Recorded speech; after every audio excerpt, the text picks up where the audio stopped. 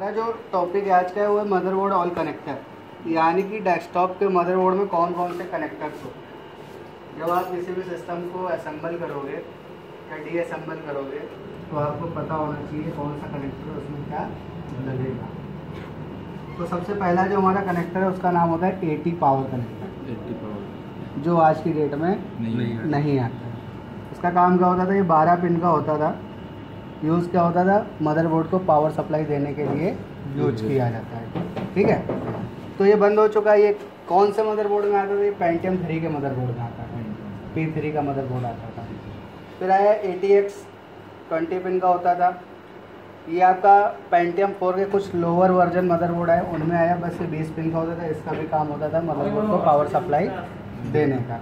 फिर इसके बाद आया E80X 24 पिन का, ये देख रहे हो सारे मदरबोर्ड, ये वाइट कलर का, ये सारा E80X पावर कनेक्टर है।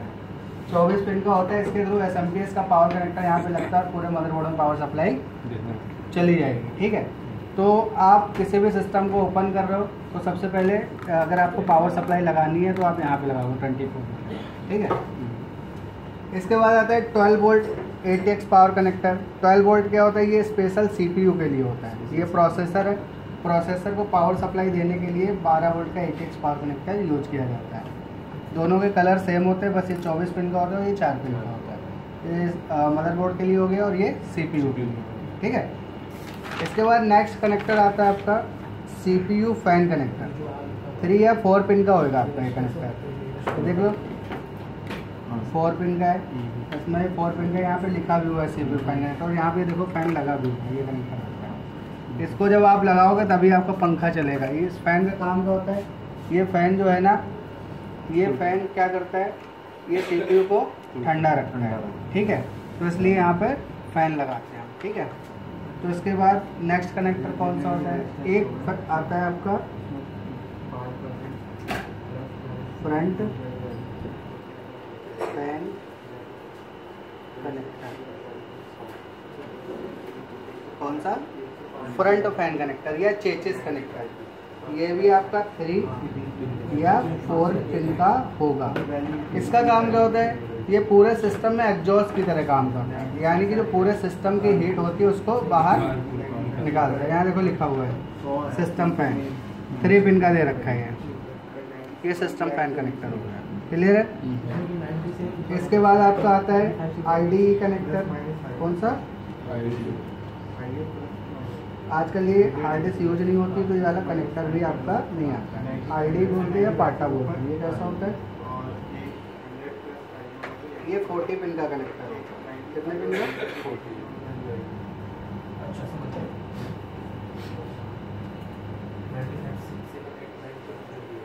ये होता है।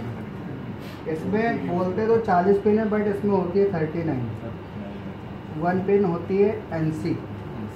यहाँ पे क्या कनेक्ट होता है, यहाँ पर कनेक्ट होता है पाटा HDD डेटा केबल। पाटा हार्ड डिस्क की जो डेटा केबल होगी वो कहाँ लग जाएगी, इस कनेक्टर में लगेगी। यहाँ पे भी देखो दे रखा है। ठीक है, इस बोर्ड में है, इस बोर्ड में भी दे रखा है। ठीक है, सारे बोर्ड में इस तरह से दे रखा है। इसके बाद जो आजकल चलता है उसका नाम क्या है, साटा connector, serial advance technology attachment.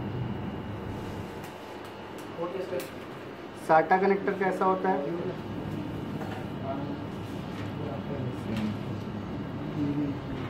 1 2 3 4 5 6 7 pin का होता है। हाँ, use to connect SATA HDD data cable.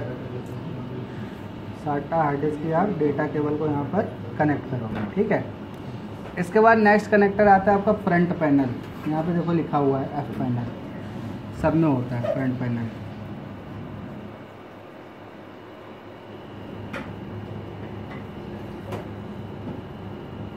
Front panel का क्या काम होता है, इसमें देखो 1 2 3 4 5, 1 2 3 4, यानी कि टोटल 9 पिन होती हैं।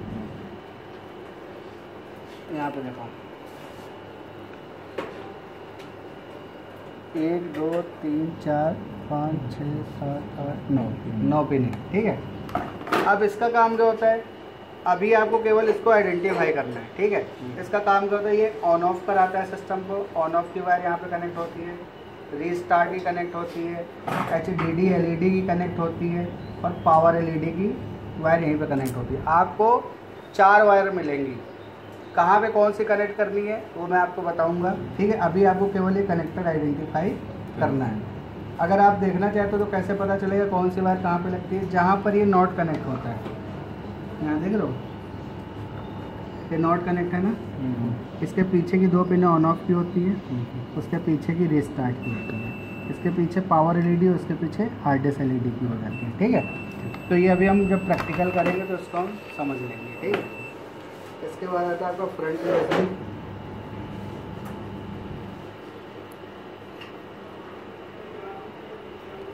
कंप्यूटर के आगे जो आपका USB होता है, पेन ड्राइव लगाने का ऑप्शन होता है, उसकी वायर भी फ्रंट USB में कनेक्ट होगी, यहाँ देखो लिखा हुआ है फ्रंट USB, ठीक है।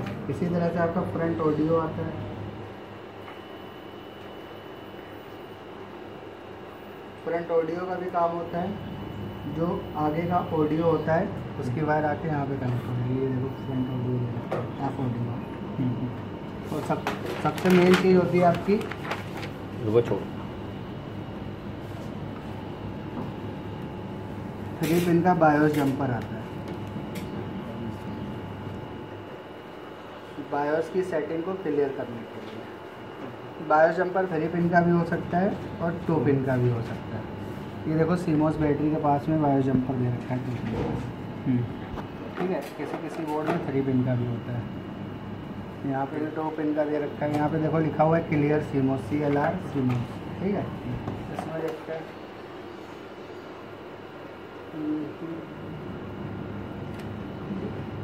नहीं उधर नहीं होगा, वो USB का जंपर है, ठीक है। ये इसमें भी 2 पिन का मोस्टली 2 ही पिन के दे रखे हैं, ठीक है।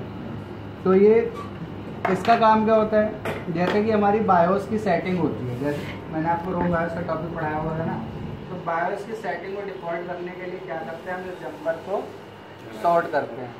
इसको शॉर्ट करने पे क्या होता है कि बायोस की सेटिंग क्लियर हो जाती है, जैसे कि बायोस में पासवर्ड वगैरह लगा हुआ है ना, तो वो हट जाता है, ठीक है।